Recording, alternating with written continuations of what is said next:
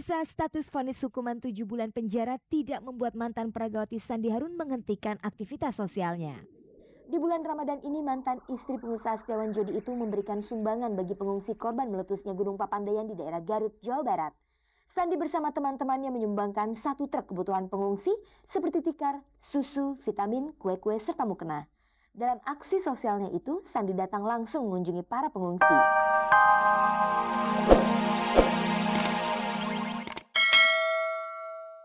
Selamat sore pemirsa, jumpa lagi dalam tayangan paling bergengsi, Cek dan Dicek. Inilah tayangan infotainment yang akan mengajak Anda melihat sisi menarik kehidupan selebriti di tanah air. Menjelang tutup tahun, tayangan Cek dan Dicek edisi Jumat dan Sabtu menggelar polling artis paling oke. Anda bisa menentukan pilihan Anda sendiri, kira-kira siapa artis paling oke sepanjang tahun 2002 ini. Pertanyaan untuk polling pekan ini dapat Anda saksikan sekarang juga di layar televisi Anda.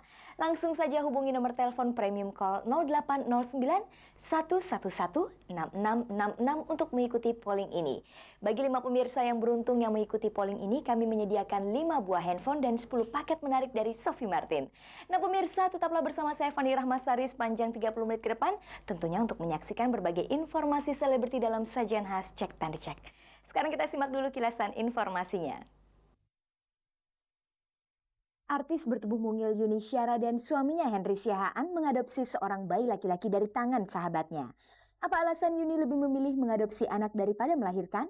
Mantan Pragawati dan mantan istri pengusaha Setiawan Jodi Sandi Harun Selasa lalu berkunjung ke lokasi letusan Gunung Papandayan. Di sana Sandi dan teman-temannya memberikan sumbangan kepada para pengungsi. Helmi Yahya dan orang tua Joshua Jedi Suherman dikabarkan sedang mengalami konflik serius. Seperti apa konflik yang terjadi antara Helmi dan Jedi yang telah sama-sama mempopulerkan Joshua itu? Jangan lewatkan berita hangat dan menarik tentang kelahiran anak pertama pasangan Diani Tami dan Anjasmara yang berbuntut diadukannya Anjas ke pihak polisi oleh wartawan tabloid X-File. Pemirsa, inilah berita menarik dari penyanyi bertubuh mungil Yuni Syara. Setelah sekian lama merindukan kehadiran anak dalam perkawinannya dengan Henry Siahaan, tiba-tiba saja hari Senin kemarin Yuni mengumumkan kalau ia baru saja mengadopsi seorang bayi laki-laki. Bayi itu diberi nama Kevin O'Brien Siahaan. Apa yang membuat Yuni Syara lebih tertarik mengadopsi anak ketimbang memiliki anak sendiri? Pemirsa, seperti kita ketahui, penyanyi Yuni Syara memang telah memperoleh legalitas pernikahannya dengan Henry Siahaan dari kantor catatan sipil Australia pada tanggal 9 Agustus lalu. Kemudian 4 hari berikutnya Yuni merayakan syukuran atas pernikahannya itu. Kini penyanyi bertubuh mungil itu mencatatkan kembali peristiwa paling bersejarah sepanjang hidupnya. Baru-baru ini kakak kandung Krisdayanti itu akhirnya mengadopsi seorang anak laki-laki dari tangan sahabat dekatnya. Kondisi kesehatan bayi laki-laki berbobot sekitar 6 kg itu terlihat sangat baik. Wajahnya yang bulat dengan warna rambut agak kecoklatan sudah barang tentu mengisyaratkan bila orang tua si bayi bukanlah orang sembarangan. Bagaimana ceritanya sampai Yuni dan Henry mengadopsi bayi laki-laki itu? Ada teman saya nelpon mau datang gitu. Saya bilang udah lama banget saya nggak ketemu, ya boleh aja. Saya nggak pernah, udah lama banget nggak dengar kabar. Terus dia datang tanggal 14 pagi, saya lagi baca koran minum kopi. Terus datang dia bawa baby gitu. Tapi tetap saya nggak nyangka itu anaknya. Orang dia nggak bilang ngelahirin apa segala macam. Terus dia bilang, Mbak itu anakku gitu. Oh ya, nggak pernah cerita gitu. Iya, terus dia cerita panjang lebar, terus ini lucu ya, terus ya kasihan saya gendong-gendong gitu. Daripada kemana-mana maksudnya ke sana kemari gitu, mendingan bawa sini gitu, boleh bawa sini pertama gitu saya ngomongin. Boleh mbak, ini mau, ya udah. Kalau dititipkan di sini itu kan tentunya kan harus jelas gimana gitu. Saya karena saya lihat juga waktu itu pertimbangannya Yuni udah sayang sekali, Caca itu kayaknya udah kayaknya setiap hari di sini terus sama Kevin. Tentunya saya bertanya, gimana kalau umumnya kita adopsi? Nah, adopsi dalam arti kata secara hukumnya.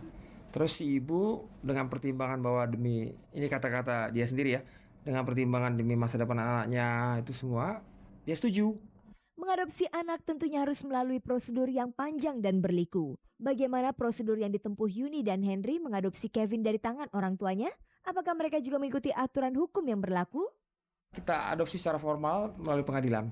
Ya, akhirnya benar. Terus kita menjadi di secara hukum kita menjadi orang tuanya yang sah, tapi ya secara kenyataan dia masih punya ibu gitu. Dan kita nggak pernah ingin menghilangkan itu sedikit juga gitu.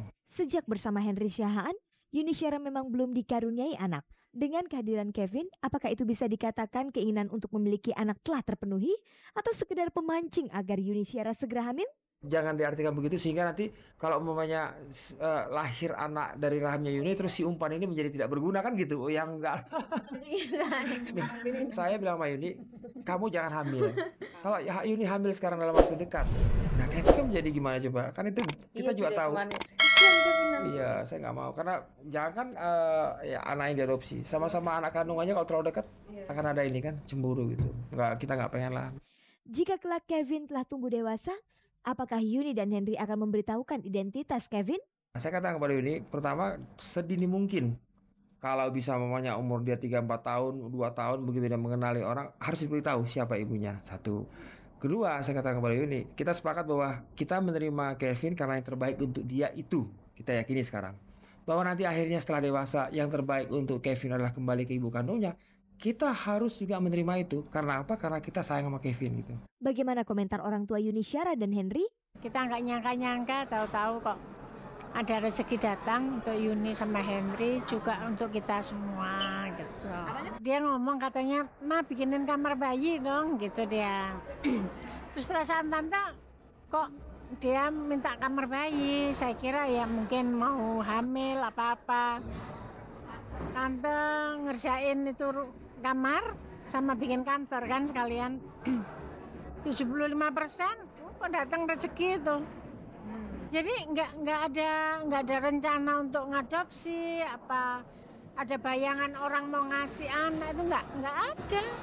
Begitu Henry dengan Yuni kawin, saya tetap berdoa sama Tuhan tiap malam, mengatakan sama Tuhan, Tuhan ampuni dosa-dosa anak-anak saya ini dan berikanlah mereka kebahagiaan. Dan saya meminta Tuhan kalau Tuhan mau memberikan seorang anak laki-laki kepada mereka. Tiba-tiba Henry telepon. Kami ambil anak angkat, ada yang nganter, mah. Terus saya berpikir, ini barangkali jawab doa saya. Karena saya meminta diberikan, walaupun bukan yang dilahirkan sama Yuni, tapi diberikan pokoknya kan. Dan anak laki-laki pula ini kebetulan.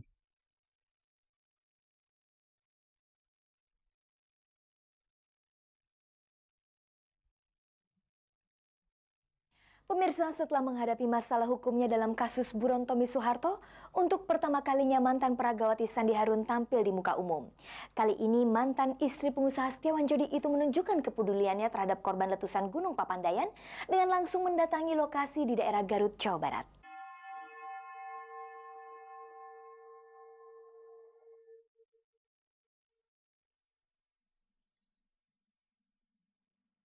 Pemirsa, status vonis hukuman 7 bulan penjara tidak membuat mantan peragawati Sandi Harun menghentikan aktivitas sosialnya. Di bulan Ramadan ini, mantan istri pengusaha Setiawan Jodi itu memberikan sumbangan bagi pengungsi korban meletusnya Gunung Papandayan di daerah Garut, Jawa Barat. Sandi bersama teman-temannya menyumbangkan 1 truk kebutuhan pengungsi seperti tikar, susu, vitamin, kue-kue, serta mukena. Dalam aksi sosialnya itu, Sandi datang langsung mengunjungi para pengungsi. Tentang aksi sosialnya pada hari Selasa 19 November itu, Sandi Harun menjelaskan.